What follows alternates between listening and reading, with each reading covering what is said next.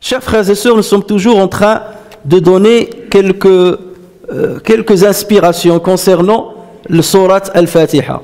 Et la dernière fois, nous nous sommes arrêtés au niveau du premier verset, Bismillahirrahmanirrahim, Alhamdulillahi Rabbi al-Alamin. Donc lorsque le croyant s'adresse à Allah Azza wa Jal, en lui présentant les louanges qu'il mérite, ensuite il va dire Ar-Rahmani Ar-Rahim.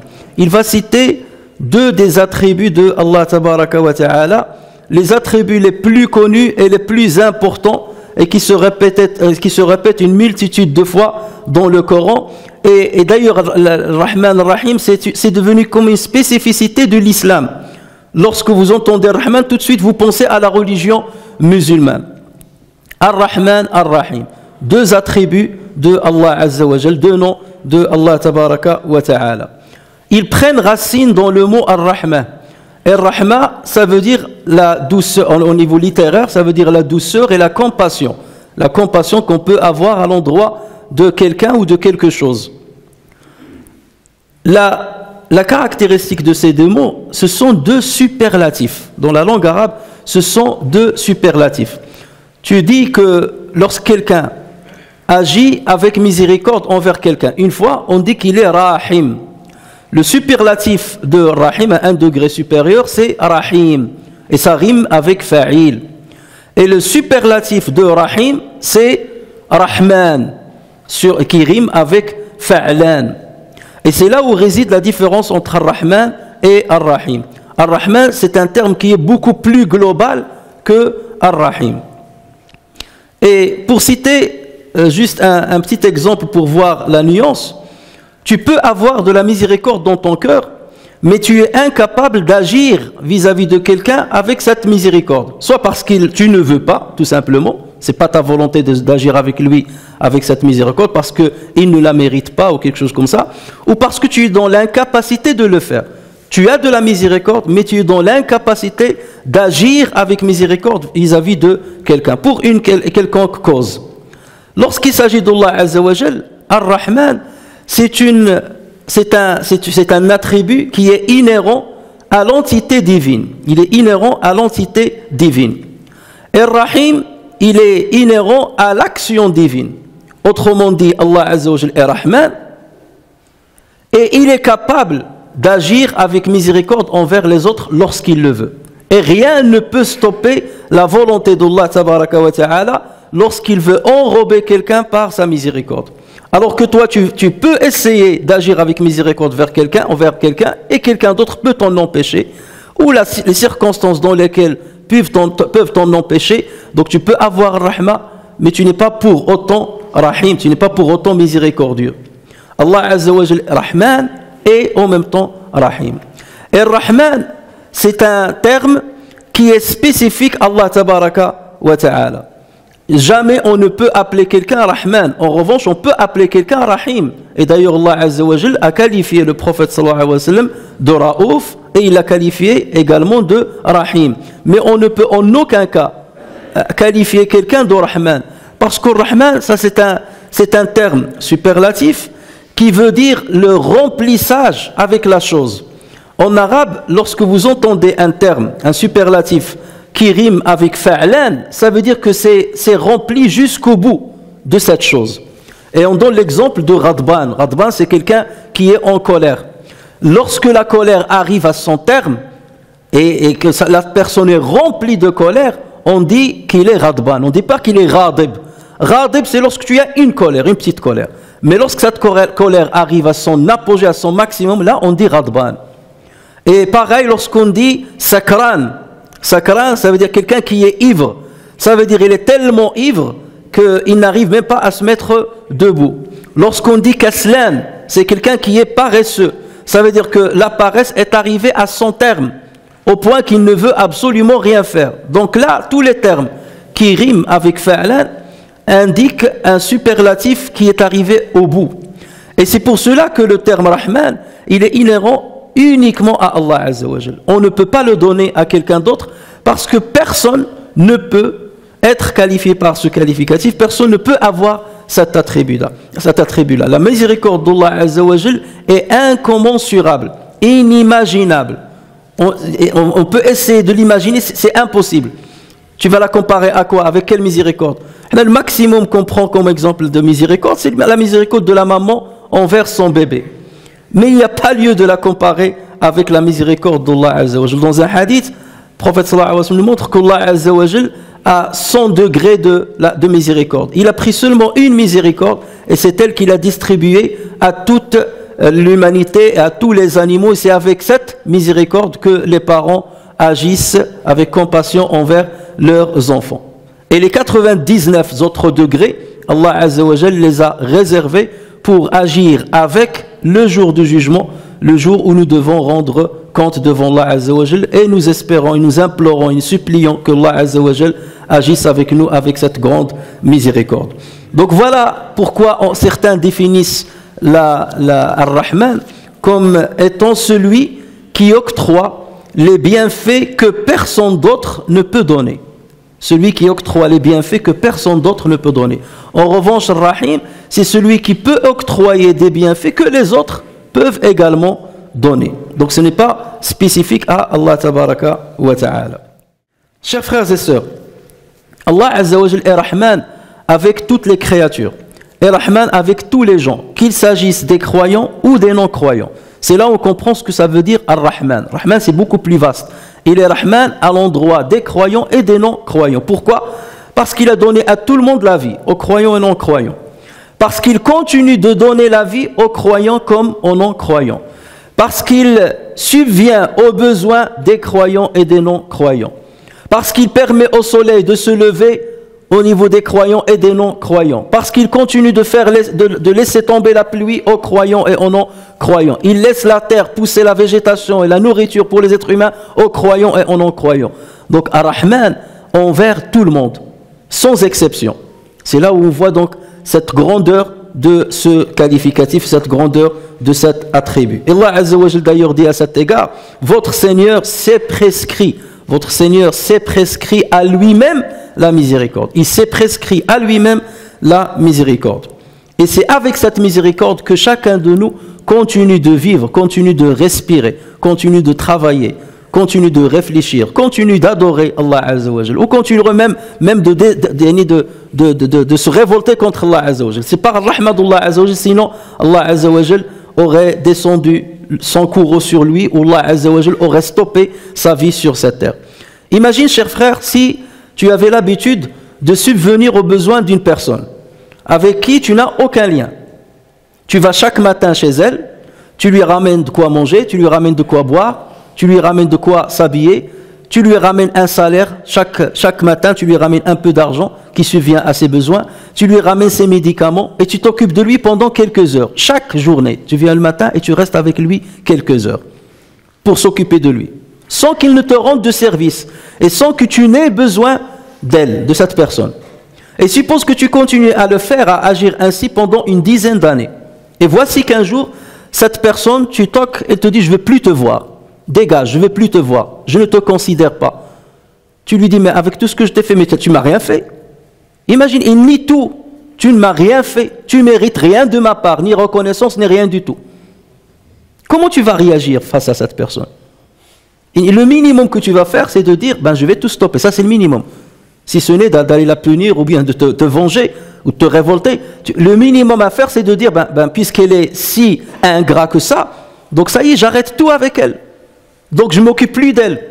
Tout en sachant que si tu n'occupes pas d'elle, tu ne t'occupes pas d'elle, c'est la mort. C'est la mort pour elle. Parce que personne ne peut faire ce que tu fais pour elle. Et n'importe quelle personne parmi nous réagira de cette manière. À Dieu appartient le meilleur exemple. Lorsque nous voyons ce qu'Allah Azza wa Jal nous donne depuis notre création, c'est lui qui nous a créés. C'est lui qui subvient à nos besoins. C'est lui qui a assujetti la terre, les animaux, les végétaux, pour qu'ils soient à notre service. C'est lui qui nous a donné la raison. C'est lui qui nous a donné la force. C'est lui qui nous a donné le discernement. C'est lui qui nous a donné la guidance. C'est lui qui nous a envoyé les prophètes. C'est lui qui nous donne à respirer. C'est lui qui nous donne à manger. Tout ce que nous faisons, chaque instant de notre vie, dépend de Allah Azza wa Jalla, dépend de la volonté d'Allah Azza wa Jalla. Et pourtant, il y a parmi nous ceux qui ne sont pas reconnaissants. Il y a parmi nous qui mécroient en ce Dieu, catégoriquement. Ils ne croient même pas de son existence. Faites la comparaison avec l'exemple que j'ai cité. Quelqu'un qui se révolte contre Dieu. Tu n'existes pas, je ne te reconnais pas, je suis là par moi-même, je suis là par le hasard, et je vis par le hasard. Et je subviens à mes besoins par ma propre force, par mon intelligence, par mon savoir. Ou ton savoir, d'où est-ce que tu l'as eu? Ou la force, d'où est-ce que tu l'as eu? Et imaginez, il y a parmi nous ceux qui font ça. Et même parmi les croyants, qui croient en Allah Azza wa Jal, ou prétendent croire en Allah Azza wa Jal, Allah Azza wa Jal lui dit, prie pour moi. Non, je ne prierai pas. Je te donne des rendez-vous pour nous rencontrer tous les deux. Et je suis toujours absent au rendez-vous. Comme par exemple la prière. Je ne viens pas à cette prière je la ferai quand je veux. Ce n'est pas quand Allah Azza wa Jal le veut. Quand je veux. Ne triche pas. Non, je triche. Ne mens pas. Non, je mens. Et imaginez tous les péchés que nous accomplissons. Qu'on soit croyant d'ailleurs ou pas croyant. Et malgré cela, Allah Azza wa Jal continue de subvenir à nos besoins. Malgré cela, Allah Azza wa Jal nous donne encore une chance pour vivre encore, pour se repentir, pour revenir à lui. Malgré cela, Allah Azza wa Jal est toujours à côté de nous. Avec l'épidémie qui a frappé de plein fouet le monde, on a vu ce qu'un virus, un seul virus, peut faire de l'humanité tout entière. Imaginez tous les virus qui vivent avec nous, tous les agents pathogènes qui vivent avec nous. Et pourtant, Allah Azza wa Jal nous a préservés de ces agents-là. Vous allez dire, oui, mais c'est l'immunité corporelle. Mais cette immunité, qui l'a installée? C'est le hasard qui l'a installée pour certains. Avec les détails qu'il y a. Même maintenant, lorsqu'on parle de vaccins et ainsi de suite, allez voir les détails. Le vaccin, ce qu'il va faire, l'ARN messager, voilà le produit qui va se fabriquer, ou les anticorps qui vont se fabriquer, ou il y a une mémoire qui va rester dans le corps. Et tous ces détails-là, qui a fait que les choses se passent ainsi? Si ce n'est Allah tabaraka wa ta'ala. Nous avons vu comment le simple fait de respirer, qui ne demande de notre part aucun effort, comment certaines personnes, lorsqu'ils sont touchés par cette maladie, ont besoin de grandes machines qui coûtent très cher pour pouvoir respirer d'une manière presque normale. Alors que Allah Azza wa Jal nous a donné cette capacité de respirer pendant toute notre vie. On n'a jamais pensé que cette respiration c'est quelque chose d'extraordinaire. C'est avec l'arrivée de l'épidémie, on sait ce que ça veut dire ne pas pouvoir respirer et avoir besoin d'oxygène. Alors qu'on jouit justement de ce bienfait pendant toute notre vie et on n'a jamais remercié Allah Azza wa Jal assez pour ce bienfait. Et malgré cela, Allah Azza wa Jal nous donne encore la vie. Malgré cela, Allah Azza wa Jal continue de pardonner à certains parmi nous. Malgré cela, Allah Azza wa Jal donnera bi'idnihi le paradis à certains parmi nous, malgré notre inconscience, malgré les péchés qu'on commet et malgré l'égarement qui est le nôtre. Allah Azza wa Jal dit, et ton Seigneur est le pardonneur, le détenteur de la miséricorde. Il est le pardonneur, le détenteur de la miséricorde. S'ils s'en prenaient à eux, ça veut dire à ces négateurs, s'ils s'en prenaient à eux pour ce qu'ils ont acquis, il leur attrait certes le châtiment. Il leur attrait certes le châtiment. Ça veut dire qu'ils ne vivraient pas un instant en plus avec tout ce qu'ils ont fait. Et c'est le cas d'ailleurs de tout le monde, pas forcément des négateurs, même des croyants qui vont à l'encontre de ce qu'ils annoncent au niveau de leur attestation comme certitude vis-à-vis d'Allah Azza wa Jal. Alors que dans leur action, il y a une certaine hypocrisie, une ambivalence entre ce qu'ils annoncent et ce qu'ils accomplissent. Allah Azza wa Jal dit également, votre Seigneur s'est prescrit à lui-même la miséricorde. Et quiconque d'entre vous a fait un mal par ignorance, et ensuite s'est repenti et s'est réformé, il est alors pardonneur et miséricordieux. Regardez comment il ouvre encore la porte de sa miséricorde et la porte de son pardon. Chers frères et sœurs, Imam al-Bukhari et Muslim rapportent sur Abu Huraira que le prophète sallallahu alayhi wa sallam a dit, quand Allah Azza wa Jal a terminé la création, il a écrit au-dessus du trône Et dans une version, il a écrit dans un livre qu'il a mis au-dessus du trône, ma miséricorde précède ma colère. Et dans une autre version rapportée également par le Bukhari, ma miséricorde domine ma colère. Ma miséricorde domine ma colère. Comment on peut comprendre ce hadith? On peut le comprendre de deux manières. La première manière, c'est au niveau temporel. Ma miséricorde précède ma colère. Parce que lorsqu'Allah Azza wa Jal nous a créés, il a agi avec sa miséricorde. C'est par sa miséricorde qu'il nous a créés. Il nous a sortis du néant vers l'existant. Donc là, il a agi par miséricorde. Quand est-ce que va s'appliquer sa colère? Sa colère, elle s'applique a posteriori. Elle s'applique à quelqu'un qui s'est égaré, à quelqu'un qui a nié l'existence de Dieu, à quelqu'un qui n'a pas été reconnaissant vis-à-vis d'Allah Azza wa Jal. Donc la colère va venir après. Et donc, lorsque le hadith a dit sabaqat, ça veut dire elle a précédé, c'est au niveau temporel. Elle était avant ma colère. Même si la colère est un attribut de Dieu. La colère est inhérente à Dieu et c'est un attribut de Dieu. Mais son action est apparue après que les êtres humains ont commis des péchés ou ont commis des exactions ou n'ont pas été reconnaissants vis-à-vis de Allah tabaraka wa ta'ala. Et c'est pour cela qu'Allah Azza wa Jal nous dit dans le Coran, mangez des bonnes choses que nous vous avons attribuées et ne vous montrez pas ingrat. Ne vous montrez pas ingrat, sinon ma colère s'abattra sur vous. Donc voici ce qui va vous ramener ma colère, c'est lorsque vous serez ingrat. Sinon, ma colère s'abattra sur vous, et celui sur qui ma colère s'abat va sûrement vers l'abîme. Et je suis grand pardonneur à celui qui se repent, croit, fait des bonnes œuvres, puis se met sur le droit chemin ou sur le bon chemin. Donc c'est là où on comprend que la miséricorde, elle est inhérente à l'entité divine. Alors que la colère, il est inhérente à l'action divine.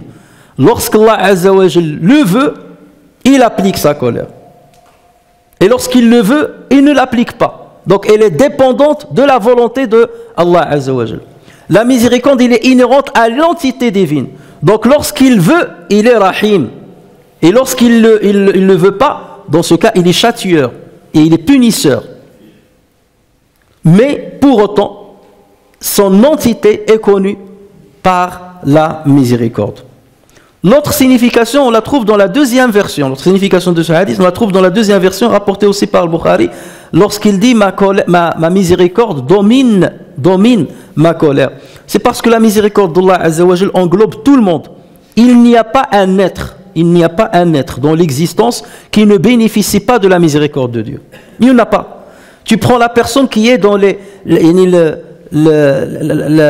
l'épreuve la plus abominable, l'épreuve la plus dure qu'on puisse imaginer. Quelqu'un qui est grabataire, qui n'a rien, imaginez toutes les épreuves qui puissent exister dans le monde et vous les trouvez chez une personne, sachez que malgré tout, cette personne bénit dans la miséricorde d'Allah Azza wa Jal. Malgré tout. Le simple fait qu'elle est existante, c'est qu'elle bénit dans la miséricorde d'Allah Azza wa Jal. Voilà pourquoi nous, l'islam est contre l'euthanasie. Parce que le simple fait que tu puisses vivre encore, malgré la douleur, malgré la souffrance, c'est une miséricorde d'Allah tabaraka wa ta'ala. Et peut-être tu le verras dans le delà. Ce laps de temps que tu as vécu de plus, qui t'a permis de revenir à Allah Azza wa Jal, qui t'a permis de te repentir, qui t'a permis de revenir au droit chemin, ne serait-ce que quelques secondes. Peut-être que c'est ça qui va te sauver le jour du jugement. Plutôt que tu arrêtes et que tu mets fin à ta souffrance terrestre avec un produit létal, sans prendre en considération la souffrance éternelle de l'au-delà. Le deuxième, donc c'est ça le deuxième sens, c'est que la miséricorde est plus globale, elle domine la colère, alors que la colère, elle est réservée qu'à une catégorie des êtres humains. Qu'à une catégorie des êtres humains. Ceux qui ont voulu désobéir à Allah Azza wa Jal, qui ont choisi de désobéir à Allah Azza wa Jal, qui ont choisi de se révolter contre Allah Azza wa Jal, ce sont ceux-là qui, justement, subiront la colère de Allah Azza wa Jal. Donc à partir de là, on comprend que la miséricorde est beaucoup plus globale que la colère. Et vous imaginez si la colère était au même niveau que la miséricorde? Si la colère de Dieu était au même niveau que la miséricorde, ça serait une catastrophe pour nous. Ça serait une catastrophe pour nous. Donc heureusement qu'Allah Azza wa Jal agit avec nous par miséricorde et non pas par colère ou par justice. L'imam Muslim rapporte sur Abu Huraira radiyallahu anhu que le prophète sallallahu alayhi wa sallam a dit: si le croyant, لو يعلم المؤمن ما عند الله من العقوبة ما طمع في جنته أحد ولو يعلم الكافر ما عند الله من الرحمة ما قنط من رحمته أحد. Si le croyant sait ce qu'il y a chez Allah Azza wa Jal comme punition, jamais quelqu'un n'espérerait le paradis. Et si le non-croyant savait pertinemment ce qu'il y a chez Allah Azza wa Jal comme miséricorde, personne ne sera désespéré d'entrer dans son paradis. Personne ne sera désespéré d'entrer dans son paradis. Mais si Allah Azza wa Jal nous parle de sa colère, c'est pour notre bien. Donc c'est une miséricorde de sa part lorsqu'il nous parle de sa colère, lorsqu'il nous parle de son châtiment, c'est une miséricorde de sa part. C'est parce qu'il veut que cette peur de la colère, cet effroi qui va être créé dans notre cœur, qui va s'échafauder dans notre cœur, cet effroi-là va nous empêcher de tomber dans l'égarement, va nous empêcher de tomber dans la mécréance, va nous empêcher de tomber dans la désobéissance. Donc il nous rend service justement en mettant l'effroi dans notre cœur. Et vous voyez d'ailleurs, ce sont les meilleurs croyants qui craignent plus Allah Azza wa Jal que ceux qui commettent des péchés. Et c'est pour cela qu'on dit sayyi'atu al-muqarrabin hasanatu al-abrar. Les péchés de ceux qui sont proches d'Allah Azza wa Jal sont considérés comme des bienfaits chez les bons. Autrement dit, tu trouves quelqu'un qui est très très proche d'Allah Azza wa Jal. Et si un jour il a failli à un devoir, un petit devoir, il n'a pas accompli une prière à l'heure, une seule prière. Pendant toute sa vie, il a fait les prières à l'heure, mais une fois, une seule prière qu'il a ratée, il n'a pas accompli à l'heure. Tu le trouves dans l'effroi, il a peur d'Allah Azza wa Jal, pour lui c'est la fin du monde. Et ceci, si tu le compares à quelqu'un qui n'a jamais respecté l'heure de la prière, si tu lui dis, imagine que tu as fait toutes les prières à l'heure sauf une, il va te dire, mais ça c'est un grand bienfait pour moi. Seulement une que je rate, c'est énorme pour moi. Donc ce qu'il considère lui comme un bienfait est considéré par l'autre comme un méfait, comme un péché. Et ce sont ceux-là qui craignent plus Allah tabaraka wa ta'ala. Donc c'est la miséricorde d'Allah Azza wa Jal qui les a fait craindre Allah tabaraka wa ta'ala. Donc il ne faut pas se tromper et penser que lorsqu'Allah Azza wa Jal nous menace, que ça fait partie de sa miséricorde. Le fait de nous menacer, c'est pour nous éduquer pour que nous ne tombions pas justement dans l'égarement. Mais ceci ne veut pas dire qu'il faut ôter de notre esprit la possibilité qu'on soit châtié par Dieu. Non, c'est possible. C'est possible. Et il faut en avoir peur comme si ça va nous arriver à 100%. Chers frères et sœurs, parler de la miséricorde de Dieu, c'est un sujet qui est très très très vaste. Et on a eu souvent l'occasion d'en parler, on aura souvent l'occasion et sûrement l'occasion d'en parler, Inch'Allah. Mais sachant que par rapport à ce qui nous intéresse, c'est lorsqu'on récite Surat al-Fatiha, lorsque je dis Ar-Rahman, Ar-Rahim, je dois me rendre compte que je suis enrobé par la miséricorde d'Allah Azza wa Jal. Et je ne dois voir que la miséricorde d'Allah Azza wa Jal. Je dois oublier mes soucis. Je dois oublier mes peurs. Je dois oublier mon anxiété. Parce que je suis devant le miséricordieux par excellence. Et s'il décide de m'octroyer sa miséricorde, rien ne pourra me nuire. Et quelles que soient les tribulations par lesquelles je passe, quelles que soient les épreuves par lesquelles je passe, je les relativise par rapport à la miséricorde d'Allah Azza wa Jal. Et je me dis, il se peut qu'Allah Azza wa Jal, par justement ces épreuves, il est en train de m'envoyer une miséricorde. Vous voyez l'enfant qui est devant des parents négligents. Des parents qui le laissent dormir jusqu'à minuit, des parents qui le laissent sortir quand il veut, il reste dehors, jamais il demande après lui, il ne veut pas aller à l'école, pas de problème mon fils, tu ne veux pas aller à l'école, tu ne veux pas laver, brosser tes dents, tu ne veux rien faire, c'est très bien. L'enfant, qu'est-ce qu'il va dire? Ils sont très très bien mes parents, ils sont miséricordieux vis-à-vis de moi. Mais c'est plus tard qu'il va se rendre qu'ils n'étaient pas miséricordieux vis-à-vis de lui. Que quelque part, ils l'ont conduit vers ce qui est mauvais pour son avenir. Et en revanche, tu trouves un enfant avec ses parents qui lui restreignent beaucoup de choses. Ne fais pas ceci, fais cela, beaucoup d'exigences, dors à telle heure, fais ceci, fais cela. À un certain moment, il pense que ses parents ne l'aiment pas ou ses parents sont en train de le punir. Mais ce n'est que plus tard qu'il va se rendre compte que ses parents, tout ce qu'ils ont fait, sans exception, était une manifestation d'une miséricorde de leur part à son égard. C'est avec une certaine maturité d'esprit qu'il va se rendre compte de cela. Et le musulman, justement, doit se projeter vers l'avenir. Et de dire que tant que je suis obéissant vis-à-vis d'Allah Azza wa Jal, tant que j'accomplis mes devoirs vis-à-vis d'Allah Azza wa Jal, je n'ai rien à craindre. Je n'ai rien à craindre. Parce que la miséricorde d'Allah Azza wa Jal dépasse sa colère. Et si Allah Azza wa Jal a autorisé que je sois dans une épreuve, c'est que forcément, il veut m'octroyer une miséricorde. Et nous savons très bien, ne serait-ce qu'une épine qui peut te toucher et te faire mal, Allah Azza wa Jal t'enlève des péchés avec cette épine. Imaginons les maladies, imaginons toutes les tribulations de la vie, c'est que forcément Allah Azza wa Jal te donnera de la miséricorde lorsque tu patienteras et lorsque tu continueras d'être reconnaissant vis-à-vis de ce grand Seigneur.